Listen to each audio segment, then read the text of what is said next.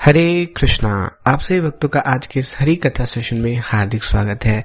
आज है 20 जनवरी और गुरुवार का दिन। आइए हम गुरुवार कृष्ण की कृपा से अपने सेशन को प्रारंभ करते हैं। प्रिय भक्तों, कल हमने समझा था कि प्रेम का जो एक उदाहरण मैंने दिया था गुरु कृपा कृष्ण कृपा से, माता पिता जैसा प्रेम दुनिया में कोई नहीं कर सकता, ऐसा हमने कल समझा था।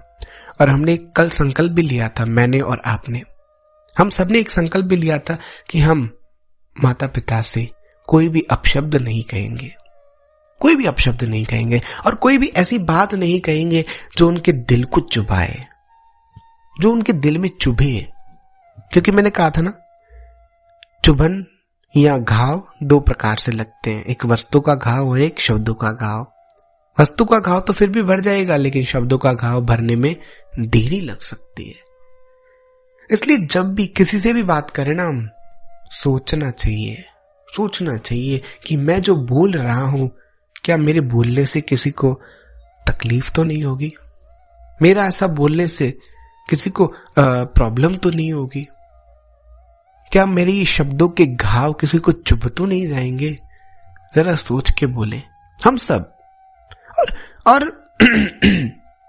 हमें हमेशा अपने माता पिता का आदर करना चाहिए, क्योंकि मैंने कल भी कहा था कि माता पिता अपना पेट भरे ना भरे खुद एडजस्ट कर लेंगे बेचारे, लेकिन अपने बच्चों का पेट फुल पेट भर के उनको संतुष्ट करेंगे।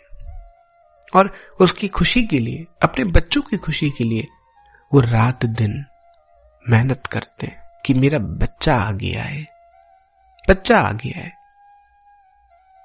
मेरा बच्चा आ गया है। और हम उन्हीं माँ बाप को बड़े होकर गालियां दें, उनकी रिस्पेक्ट न करें या उनको अपने से नीचा समझें, तो ये क्या सही बात है? क्या सही बात है? मैंने कई बच्चों को देखा है, अरे मम्मी तुम्हें ये यूट्यूब वगैरह चलाने नहीं आएगा, रख दे फोन तेरे काम की बात नहीं है, और फोन तो चलाना कभी नहीं सीख पाएगी, रख दे।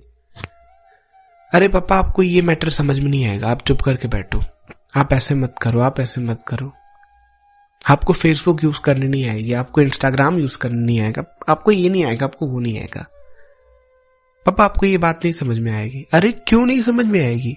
जिस माता ने, जिस पिता ने तुम्हें चलना, बोलना, मीठा बोलना, अच्छा बोलना, कैसे रहना, कैसे पीना, तुम्हें पाला पोसा, पता नहीं क्या क्या तुम्हारे लिए किया है, और तुम बड़े होकर उसी माँ बाप को कहते हो कि तुम्हें ये सब नहीं आएगा। जिसने चलना सिखाया हमें, जिसने बोलना सिखाया, उन्हीं माँ बाप को हम क्या कहते? आपको ये नहीं आएगा, आपको वो नहीं आएगा। क्यों नहीं आएगा? जब हम छोटे थे, हमें कुछ नहीं आता था, तो हमारे माता पिता ने हमें सिखाया ना, दिल पर हाथ रख के बोलना सिखाया कि नहीं सिखाया? क्या हम सब बचपन से ही सीख के आए थे? माँ के गर्भ में ही सीख के आए थे कैसे चलना है, कैसे बोलना है, कैसे करना है? माँ के गर्भ में सीख के आए थे? नहीं, हमारे माता पिता ने हमारे ऊपर मेहनत की, टाइम निकाला, हमें सिखाया।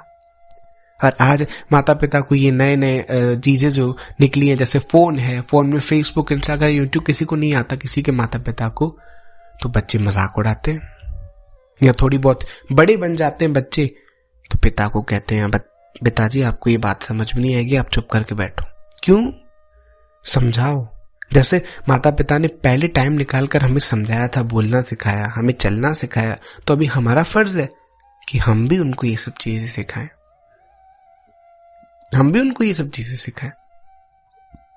पूरी जिंदगी हमें पाला, और उसी को ही बड़े होकर हम डांटे फटकारे कि ये सही बात है?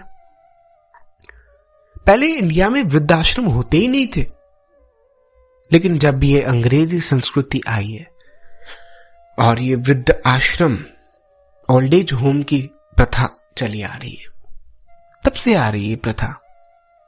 और आज देखते हैं हम कई ऐसे बच्चे हैं जो अपने माता पिता को वृद्धाश्रम छोड़ के आते हैं, मतलब उनसे अपने माता पिता की सेवा भी नहीं होती, अरे जिन माता पिता ने तुम्हें बचपन से पाला, खिलाया, बड़ा किया और जब उनकी बारी आई है तो बस उनको वृद्धाश्रम में छोड़ के आए,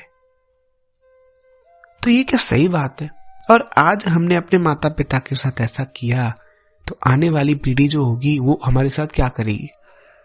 ये विचार करके अपने माता पिता के साथ ऐसा बोलना, ऐसा वर्तन करना या उनको वृद्धाश्रम छोड़ना, प्लीज।